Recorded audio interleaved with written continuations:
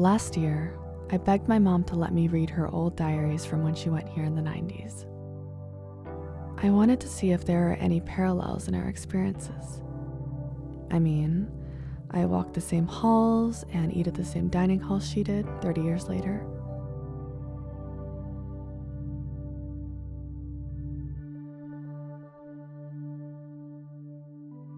She was very shy.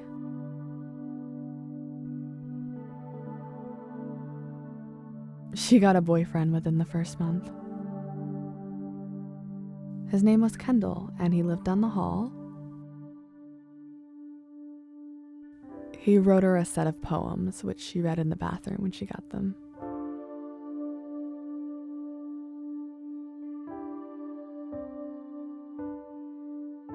This past year, I started a diary. Well, a Google Doc. I called it my memoir. We arrive in a sweat. It's one of the hottest weekends on the East Coast, let alone Ohio. We carry boxes and bags up to my sister's room, who has a walk-in closet.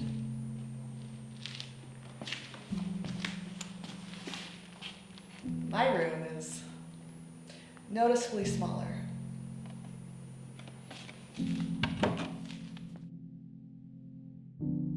It's a little embarrassing reading back my old entries. As I put up my Eternal Sunshine of the Spotless Mind poster, I can't help but wonder if I'll be subject to that treatment. Everyone says that their relationship at 19 was life-changing and not in a good way. Will I find myself in a relationship this year? And will I make my way out of it before the summer? Would you have considered yourself boy crazy? Yes. Well, do you think me and Mia are boy crazy? Do you think Mom was boy crazy when she was this age? I don't know. I think that you seem to like male attention.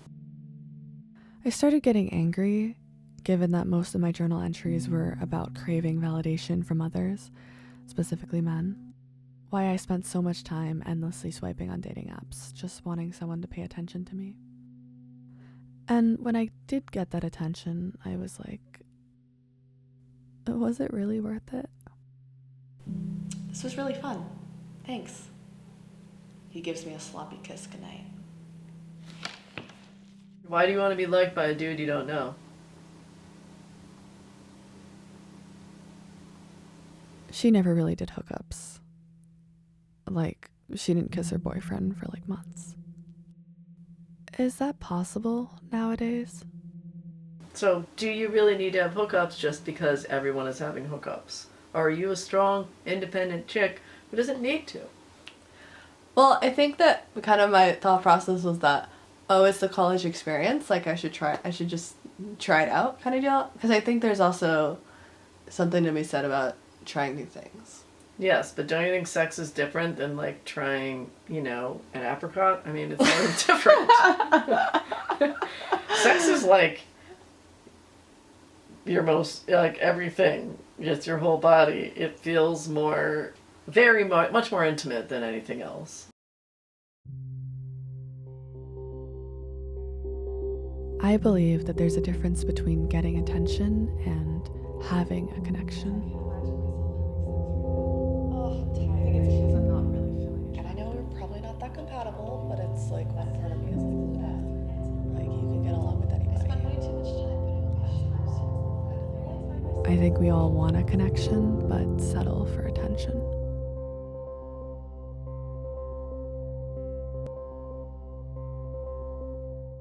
So you had a sort of a difficult time your senior year. Well, my second semester in particular was very difficult. I felt very alone by the time I graduated, and I was worried whether I would make it to graduation or not. And I did. One of my best friends started dating the guy that I was interested in. It got into this weird obsessive thing, and then I had to move out, and then I did some other maybe not smart things. Went by the house in the middle of the night, and I spied on them. So I was watching them doing all these things, and then I was like, I'm furious again! I'm gonna take his bike! So I guess I must have went back during the day because I was walking a locked bike across campus to the yard, and then I found the pond, and I threw it in the pond. I submerged it. But I think I had this feeling that would make me feel better. And maybe it's a momentary feeling of feeling better, but not really. Like, the fact is sometimes when somebody breaks up with you, it's just a horrible thing, and you feel horrible about it, and you just know that someday it'll get better. But now I think it's kind of a funny story that I've obviously shared with my children and my students as an example of, like, you could be a total fucking mess, and then eventually you can get your shit together. I don't know when, but... Who will I be in 30 years? You've been married to a woman for how many years? Well, we've been together for 27. And that wouldn't be the life I would have wanted or expected when I was younger. Like, oh, I always thought I'd marry a dude. What am I even looking for? I think I've put too much pressure on who I should be when I don't even know who I am. And I don't think I should know either.